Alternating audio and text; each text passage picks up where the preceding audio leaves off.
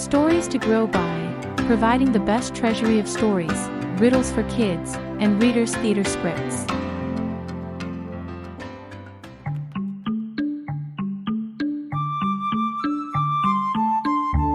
One autumn, in a place that is now called Canada, and in those days was where the people of the Passamaquoddy tribe lived, a girl and her 3 older brothers went to the forest to hunt for game over the winter. They found a good place to make camp and build a wigwam. Since she was the youngest, each morning after her 3 older brothers went hunting, the girl took care of the camp, gathered fresh firewood, repaired holes in their wigwam, and prepared dinner. Before nightfall, the brothers would return carrying the game they captured. Over dinner, they would all share stories of the day's adventures. One night at dinner, the brothers were silent. "Why are you all so quiet?" said their sister. "Today I saw strange footprints to the north," said her eldest brother, "like those of a man, but much larger." "So did I," said the brother who ventured south. The third brother, who hunted to the west, nodded in agreement. No one needed to say anything else because they were all thinking the same thing. The Chenoo must be nearby, the cruel, brutal giant cannibal from the far icy north. After a tense minute, the eldest brother smiled and said, "Oh, it must have just been the tracks of a bear," and they all laughed with relief and joked how they had been fooled by mere bear tracks.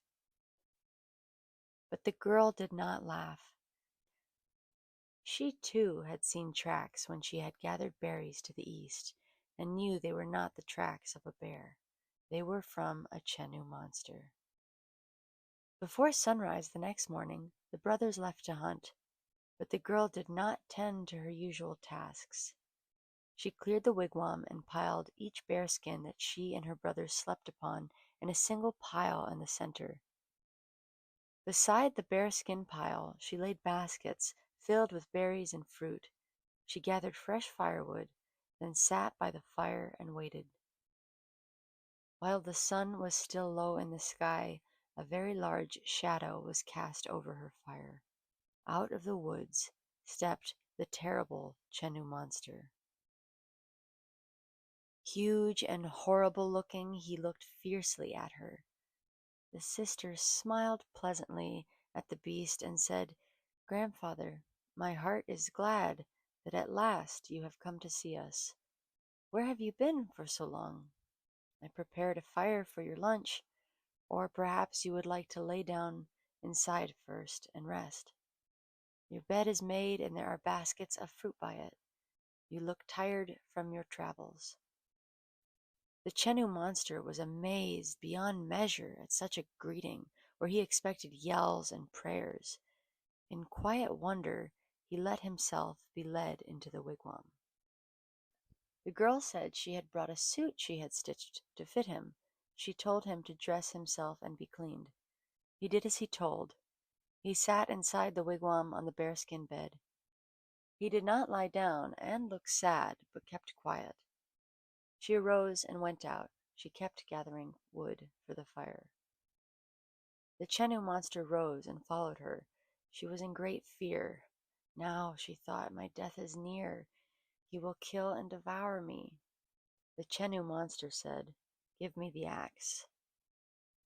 She gave the Chenoo her axe, and he began to cut down the trees. She had never seen such chopping. The great pines fell right and left like summer saplings. The boughs were hewed and split as if by a storm. Soon the pile of wood was twice as high as the top of their wigwam. The girl cried out, "Grandfather, there is enough firewood. You must be tired from all your cutting. Please rest." So the Chenoo Monster laid down the axe, walked into the wigwam, sat down on the pile of bearskin rugs, still in grim silence. The girl continued to gather wood and remained silent outside the lodge while he slept. Before darkness fell, her 3 brothers returned from their day's hunt. She walked quickly to them with a fierce look and said, "Brothers, you will be pleased to know our grandfather is in the tent." Surprised, they started to object, but she firmly held her hand outstretched and said, I am sure grandfather will be glad to hear all about your adventures later, but first we must be silent and give him time to rest. At that moment, the huge, hairy head of the Chenoo monster looked out of the wigwam. Before her brothers could cry out with alarm, the girl said with a smile, Grandfather, you have awakened. I am glad, because now your grandsons have come back and we can all have dinner. Turning to her brothers, she said with as light a voice as she could muster, And how was it with the hunt today? Not so good, gulped one of the brothers, staring fixedly at the Chenoo monster. All I have is this hare. And I have a goose, mumbled her second brother, also staring at the Chenoo monster. I got a deer, offered her third brother. The Chenoo monster spoke. Granddaughter, he said, have your brothers brought no other game? Whatever your grandsons have hunted today, said the girl, I will cook for your dinner tonight in honor of your visit. The Chenoo monster said nothing, but disappeared into the woods.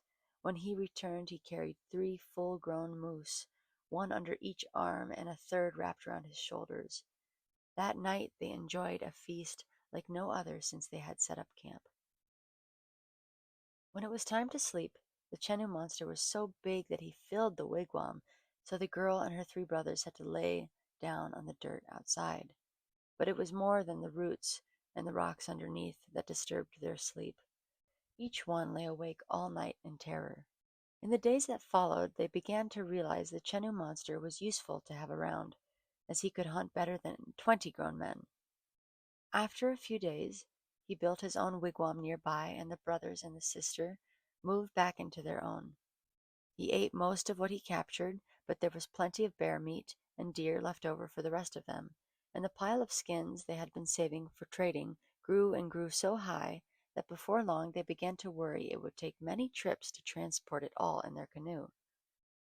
They stopped worrying that he would eat them, though the chances of dying by accident were quite high, since he swung trees around like kindling, didn't watch where anything would smash, and the 3 brothers and their sister were far too polite and respectful to correct him about anything. Eventually, the winter days warmed into spring. One day the girl said, Grandfather, soon it will be time for us to return to our village. I would like to come with you, said the Chenoo monster, but your people would scream if they saw me. I need your help. Of course, Grandfather, anything at all, said the girl. Build me a sweat lodge and bring hot coals to it. The girl was surprised he would ask for this, since she knew the Chenoo monster was from the icy north and always sat far back from the campfire. Still, they built the sweat lodge, and when it was finished and had brought in plenty of hot coals, the Chenoo monster went inside. The sweat lodge pulsed with an orange hue from the heat of the burning coals, but the Chenoo called out, Bring more hot coals. This they did several times. The girl heard the Chenoo monster moan and cough, and then she heard no more sounds. Grandfather, are you all right? She said.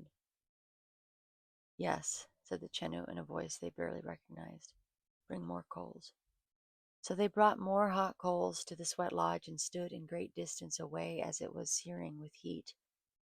After many long minutes, the door creaked open. Out stepped what must have been the Chenoo monster, yet seemed much more like a normal, very old human man, hunched over and wrinkled, with a white beard that reached to his knees.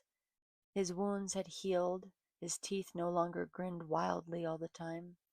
The expression on his face seemed gentle.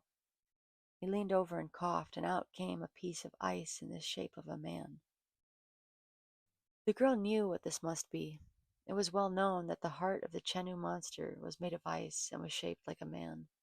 This icy heart is what made him so fierce.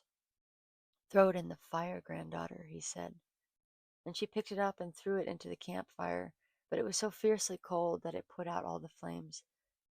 So she restarted the fire, and her brothers chopped the icy heart into fragments with a hatchet until, bit by bit, they finally melted it.